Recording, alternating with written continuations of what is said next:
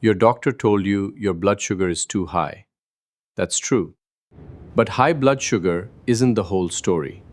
It's the number we measure on the outside.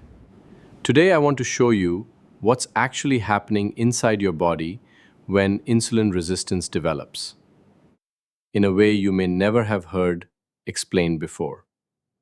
I'm Dr. Naveed Shaikh. I'm a diabetologist, a nutrition coach, and a lifestyle medicine practitioner.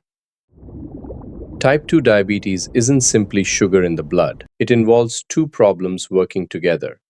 Your body becomes less responsive to insulin, and over time, your pancreas struggles to produce enough insulin to compensate.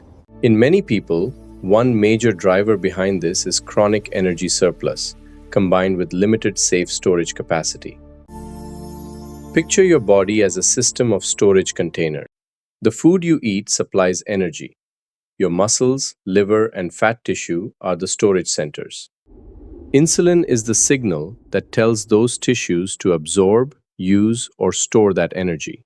But when more energy keeps coming in than the body uses, those storage systems get overloaded.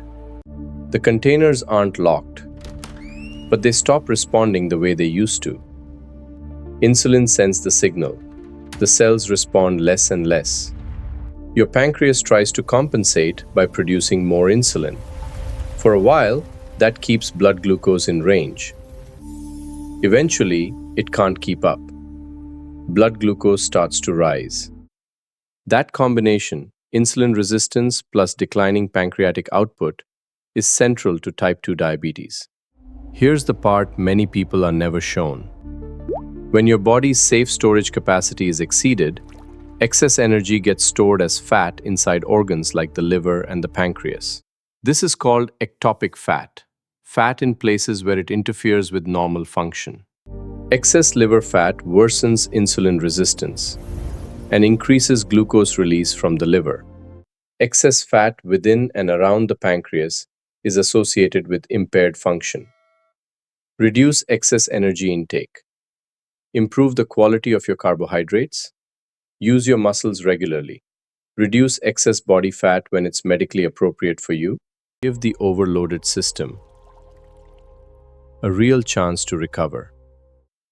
As liver and pancreatic fat go down, insulin sensitivity can improve, and pancreatic function may recover, particularly when the condition is addressed earlier. Blood glucose becomes easier to control. Some people, especially earlier in the disease, even reach remission. Remission is real, but it isn't guaranteed, and it isn't a permanent cure. Medication should never be reduced or stopped without your doctor's supervision.